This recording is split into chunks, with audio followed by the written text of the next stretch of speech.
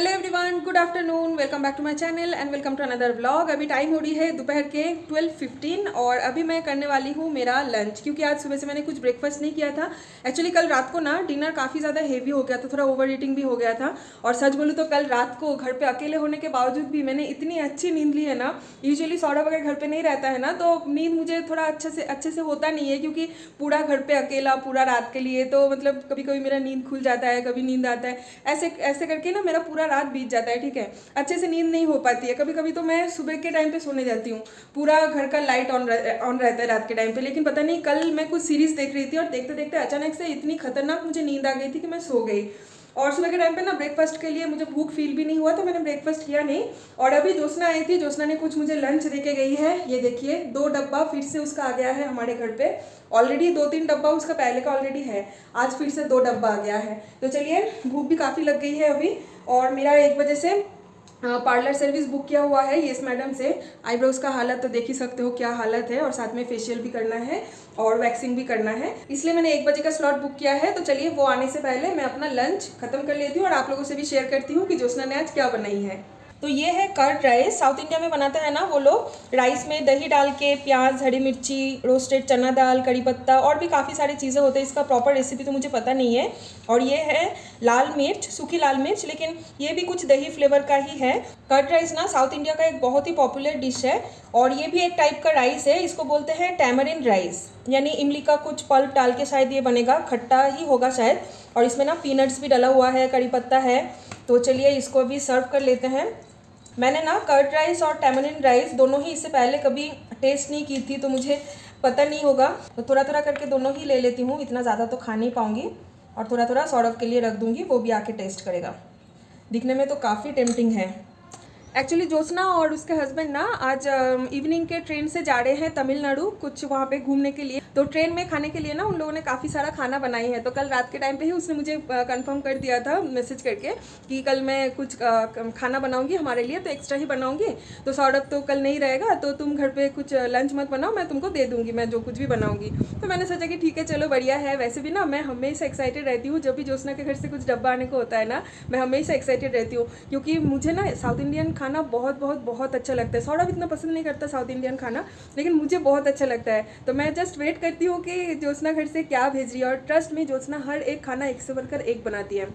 तो यहाँ पे देखिए, कल जो मैंने सारा सोफ़ा का कवर, कुशन कवर सब कुछ मैंने धो के यहाँ पे डाली थी। तो आज ना अच्छी खासी धूप भी आई है ना, तो पूरे रात तो हवा इसको मिली है, सूख गया था। और सुबह के टाइम से धूप भी अच्छा खासा था, इसलिए सब कुछ सूख गया है। तो इन सारी चीज़ों को अभी मुझे उठाना है और सोफ़ा को अच्छे से पहले की तरह अरेंज करना है। सोफ़ा ना दिखने में इतना बेकार लग रहा है, देखिए 2-3 दिन से ऐसे ही पड़ा हुआ है, क्योंकि धूप अगर नहीं आता है ना तो मुझे कपड़ा वपड़ा धोने में बहुत ज़्यादा आलसी फील होती है। सूखता नहीं है, फिर 2-3 दिन से वैसे ही रखो, ऊपर से बारिश आ जाएगी, फिर सारी चीज़ों को उठाओ, घर के अंदर सारे कपड़े को दोबारा डालो, फ़ैन के हवा में सुखाओ, तो मुझे बिल्कुल पसंद नहीं है। एनीवेज, चलिए फटाफट से कर लेते हैं लंच। घर पे दूध ख़त्म हो गया है, तो जेप्टो से मैंने ऑर्डर कर दिया था दूध, दही और यहाँ पे कॉफ़ी का पैकेट। कॉफ़ी भी ख़त्म हो गया घर पे। और हाँ, जीरा पाउडर ख़त्म हो गया है, तो 1 पैकेट जीरा पाउडर भी मैंने ऑर्डर कर दिया था। 10 minutes grocery delivery. Actually 10 minutes में आता नहीं है, आने में इसको लग गया है 25 मिनट्स। बट 10 मिनट्स यहाँ पे क्यों लिखते हैं, आई रियली डोंट नो। ऊपर से ये लोग लिखते हैं कि फ्री डिलीवरी है, लेकिन हमेशा 7 रुपीज़, 9 रुपीज़, कभी कभी 15 रुपीज़ भी डिलीवरी चार्ज लग जाती है। सारा क्लिक बेट है, क्लिक बेट। बताते कुछ है और कुछ और ही होता है। So finally I am done with my salon service. वो अभी अभी जस्ट चली गई है। और देखिए थोड़ा सा फ्रेशनेस फील हो रहा है ना, मुझे तो काफ़ी लग रहा है। आईब्रोज भी इतना ज़्यादा आ गया था, अपर लिप्स आ गया था बहुत ज़्यादा, तो इसीलिए मैंने सोचा कि नहीं करवा ही लेते। ये एक्चुअली दुर्गा पूजा के लिए है नहीं, वैसे तो दुर्गा पूजा का और 1 ही हफ्ता बाकी है। मुझे पता है कि सब लोग अभी हेयर कटिंग, फेशियल, वैक्सिंग सब कुछ करवा रहे हैं स्पेशली दुर्गा पूजा के लिए, लेकिन मेरा ये दुर्गा पूजा के लिए नहीं था।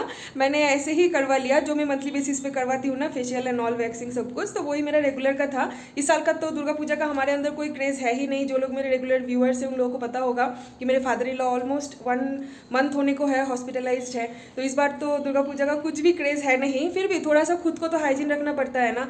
सो जस्ट फॉर द मतलब वो हाइजीन चीज़ मेंटेन करने के लिए ही थोड़ा सा सैलून सर्विस एंड ऑल करना पड़ता है।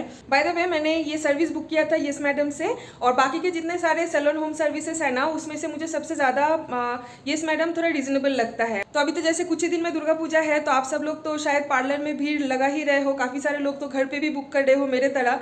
तो उन लोगों के लिए देखिए, मैं स्क्रीन में एक कूपन कोड वहाँ पे शो हो रहा है ना, तो उस कूपन कोड को अप्लाई करके अगर आप यस मैडम से बुक करते हो तो आपको मिल जाएगा आपके बुकिंग अमाउंट के ऊपर 100 रुपीज़ का ऑफ। तो देरी किस बात की है, इस कूपन कोड को यूज़ करके आपको मिल जाएगा 100 रुपीज़ का ऑफ और आप एंजॉय कीजिए अपना पार्लर सर्विस। डोर बेल बज गया, मतलब सौरभ आ गया।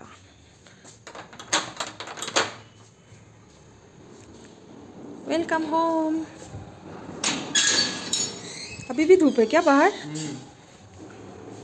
और सब बढ़िया? तबीयत ठीक है? बाहर हो रही है प्यारी सी सनसेट, आप देख सकते हो आसमान कितना बढ़िया लगता है इस टाइम पे।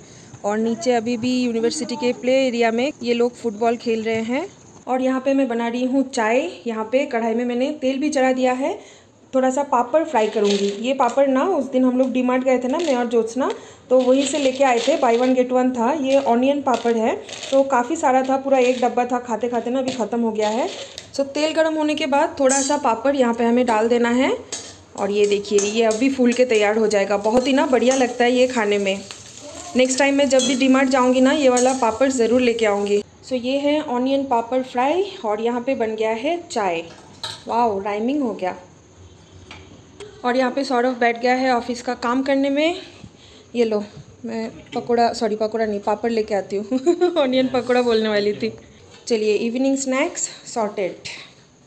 और कुछ चाहिए सर आपको? इसी से हो जाएगा? श्योर? सौरभ बहुत ज़्यादा थका हुआ है, देखिए उसके चेहरे से ही लग रहा है।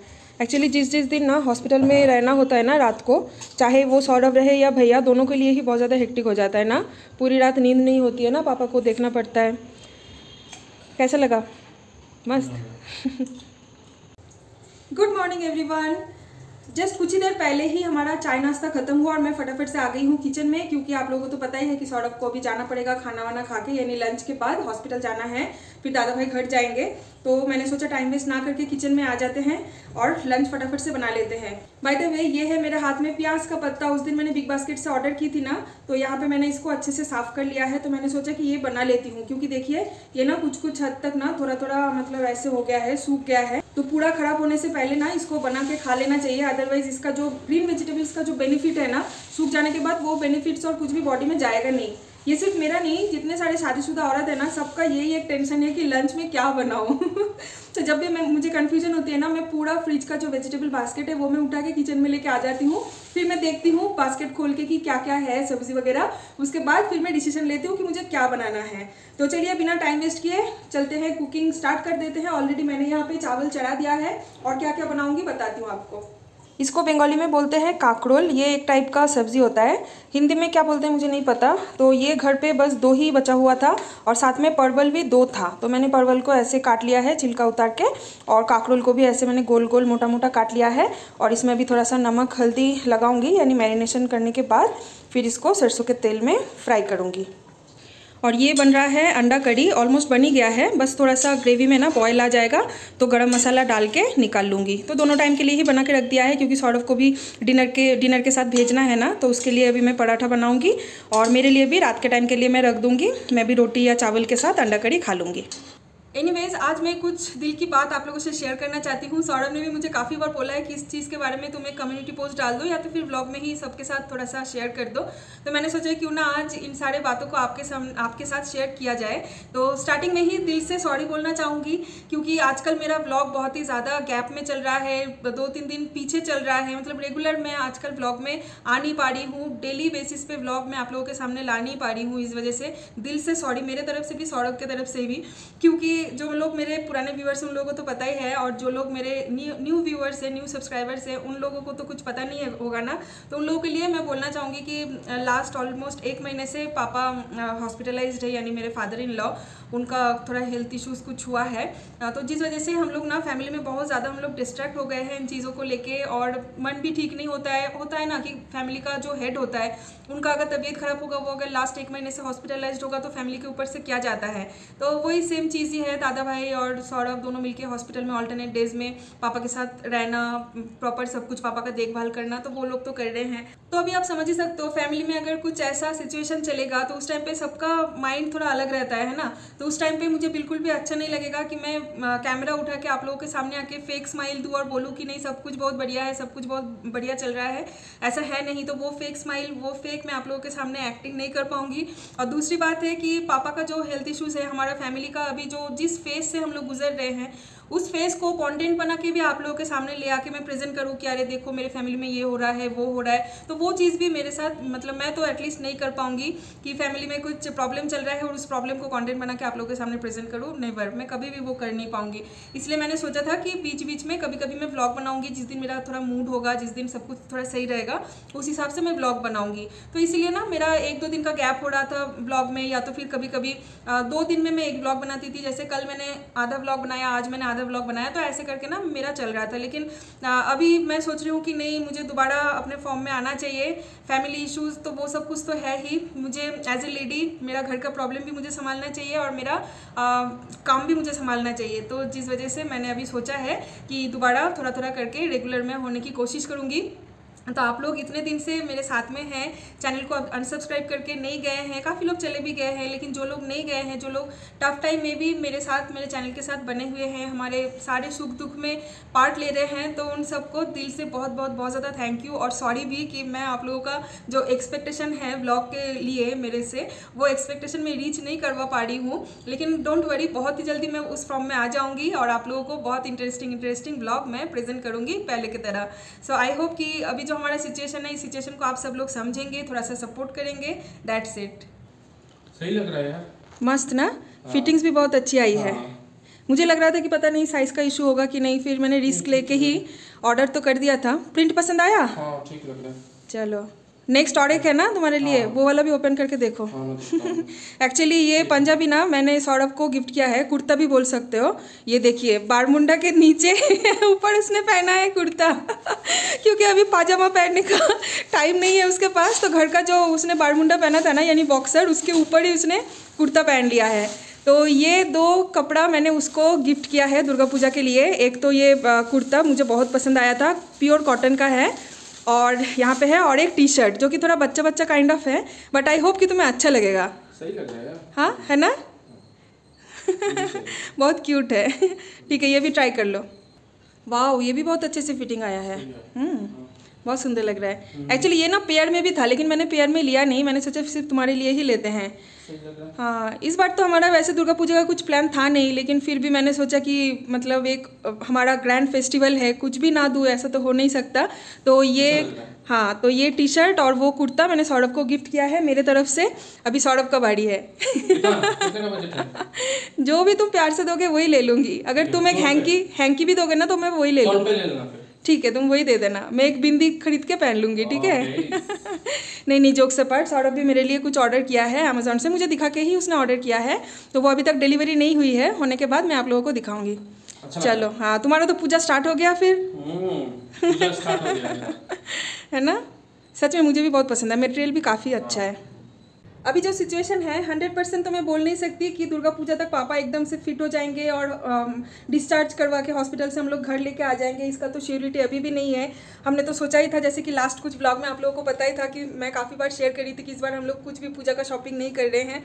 फिर मैंने देखा कि सौरभ ने मेरे लिए कुछ ऑर्डर किया है, तो मुझे लगा कि नहीं, अगर वो मुझे कुछ सरप्राइज़ देने के लिए पूजा के टाइम पर कुछ कर रहा है तो मुझे भी थोड़ा सा कुछ उसको कुछ तो छोटा मोटा चीज़ें उसको गिफ्ट करना है। तो इसीलिए मैंने ये 2 चीज़ उसके लिए ऑर्डर कर दिया था। और ट्रस्ट में इस बार हम लोग कुछ भी पूजा का शॉपिंग नहीं कर रहे हैं। Even near and dear family members को भी इस साल हम लोग कुछ भी पूजा का गिफ्ट नहीं दे रहे हैं। नॉट अ सिंगल, क्या बोलूँ, रबर बैंड तक भी नहीं हम लोग किसी को इस बार दे पा रहे हैं, क्योंकि फाइनेंशियली, मेंटली, इकोनॉमिकली हर तरफ से ही थोड़ा सा अभी हमारा मतलब हम लोग इतना स्टेबल है नहीं। आप लोग आई होप कि समझ पा रहे हैं। इससे ज़्यादा तो खुल के कुछ बोल नहीं पाऊँगी। तो जिस वजह से हम लोगों ने इस बार स्किप कर दिया है कि किसी को भी कुछ हम लोग गिफ्ट नहीं देंगे। बस मैं तो सौरभ के लिए भी नहीं खरीदने वाली थी, मैंने ही देखा कि नहीं वो मेरे लिए कुछ ड्रेस खरीदा है, इसलिए मैंने सोचा कि क्यों ना मेरे तरफ से भी एक बनता है उसके लिए, है ना। बेचारा मैं अगर नहीं दूंगी तो फिर वो पहन भी नहीं पाएगा।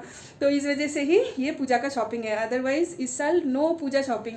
इवन ये भी नहीं पता कि हम लोग पूजा मंडप में दुर्गा माता को दर्शन करने जा पाएंगे या नहीं, वो भी नहीं पता। तो ये अभी बना रही हूँ सौरभ के लिए डिनर, उसको पैक करके देना है, वो हॉस्पिटल में खा लेगा। और साथ में अंडा और आलू कड़ी ही मैं उसको दे दूँगी क्योंकि अभी और टाइम नहीं है अलग से कोई डिनर के लिए सब्ज़ी बनाने के लिए। तो पराठा और अंडा कड़ी ही वो डिनर में खा लेगा।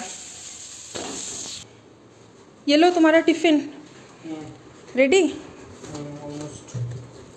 चलो बाय बाय। बाय, अच्छे से रहना। हाँ तुम भी सावधानी से जाना। हाँ बाय। चलिए सौरभ निकल गया है हॉस्पिटल के लिए और अभी मैं लिविंग रूम वगैरह सब कुछ ठीक ठाक करूँगी और नहाऊंगी क्योंकि आज सुबह से मेरा नहाना नहीं हुआ था।